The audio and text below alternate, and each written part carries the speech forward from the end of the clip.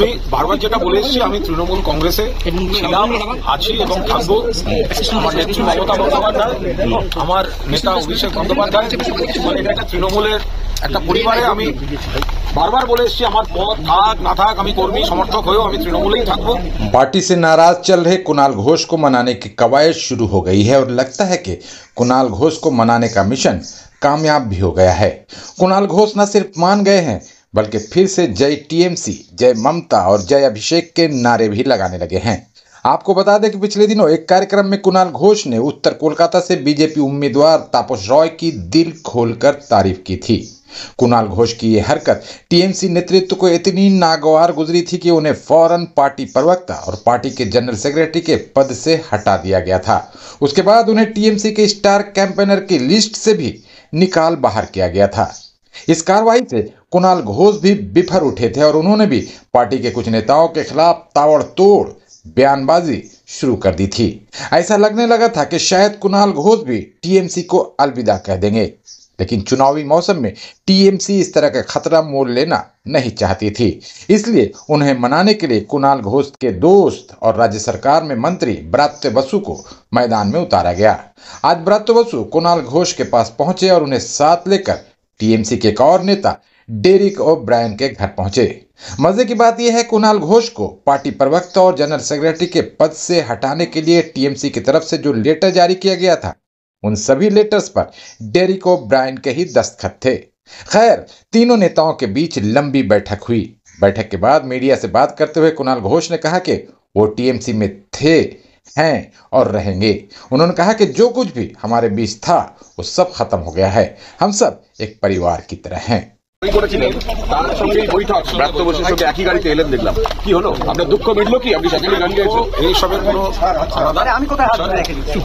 বারবার যেটা বলে এসেছি, আমি তৃণমূল কংগ্রেসে ছিলাম, আছি এবং থাকবো।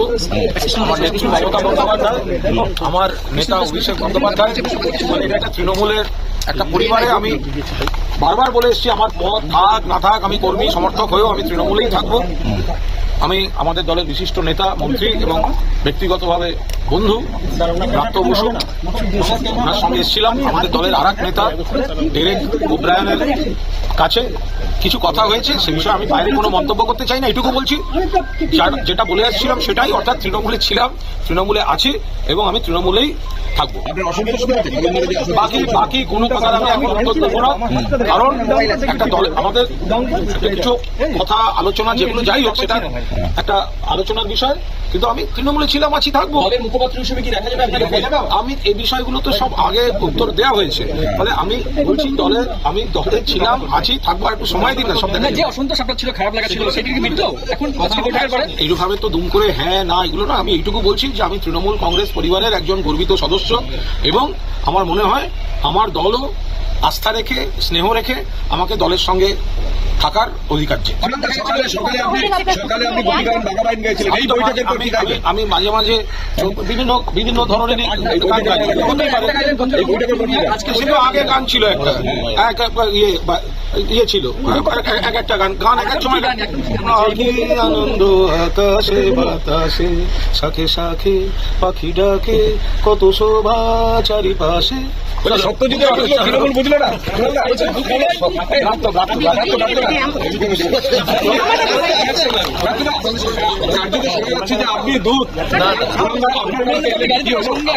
তৃণমূলের লোক আরেকজন তৃণমূলের লোকের বাড়ি নির্বাচন নিয়ে কথা বলতে, এখানে এটার মধ্যে অস্বাভাবিকতা নিয়ে আর কি কথা হলে সেটা আমি মিডিয়ায় বলবো না। আমাদের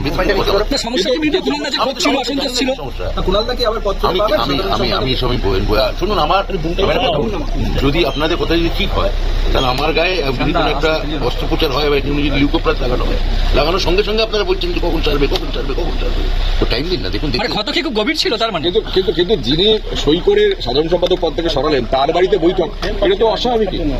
সবাই বলতে পারবো না, আমায় ডাকা হয়েছে আমি বলতে পারবো। কুণালদার অসন্তোষ মিটেছে? আপনি যে নিয়ে এলেন গাড়ি, আমার পাশে কুণাল ঘোষ দাঁড়িয়ে আছে, আমি তো আমার দলের স্পোক করছি। কিছু বিষয় ছিল সেগুলো আমরা কিছু আলোচনা হয়েছে। আমি দলের আমি আবার বারবার বলেছি সব পদ টদ এসব নিয়ে এগুলো সব গৌণ। মূল কথা হচ্ছে আস্থা, ভালোবাসা, সম্পর্ক, এগুলো হচ্ছে মূল জায়গা। আমি নেত্রী মমতা বন্দ্যোপাধ্যায়, সেনাপতি অভিষেক বন্দ্যোপাধ্যায়, আমি তৃণমূল পরিবারের একজন কর্মী সদস্য ছিলাম, আছি, থাকবো, বাকিটা সময়ের সঙ্গে দেখতে থাকুন। মমতা বন্দ্যোপাধ্যায়ের নেতৃত্বে অভিষেক বন্দ্যোপাধ্যায় সেনাপতিত্বে তৃণমূল একটি ঐক্যবদ্ধ পরিবার। এই নির্বাচনে আমরা দারুণ রেজাল্ট করবো, তার রণকৌশল ঠিক করতে আমরা এখানে এসেছি। তাহলে কুণাল ঘোষকে সরিয়ে দেওয়া হলো কেন? এইসব তো আমি তো কোনো চিঠি পাই, ও তো কোনো চিঠি পাইনি, আমি জানি এখনো চিঠি পাইনি। আমার মনে হয় যে আপনারা তো মিটিং চলাকালীন বাইরে অপেক্ষা করলেন, আমার কাছে খবর আছে ঠিক 1:35 ডেরকো প্রায় এখান থেকে বেরোবে। সন্দেশখালীর একটা ভিডিও ভাইরাল হয়েছে, শুভেন্দু অধিকারী পুরোটা সাজিয়েছিলেন। বিকেল 5টায় আমার না, এটা আমাদের কাছে, আমি সেটা জানি না, কারণ আমার কাছে বিকেল 5টায় আমাদের নেতা অভিষেক বন্দ্যোপাধ্যায় নিয়ে আজকে প্রেস কনফারেন্স করবেন। তার আগে আমাদের এই ট্রেনে এখন এই মুহূর্তে এটা বলা সমীচীন নয়, আমাদের উপর একটা নিষেধাজ্ঞা, আমরা হয়তো কেউ থাকবো। রাজ্যপাল কি পালিয়ে গেলেন? অভিষেক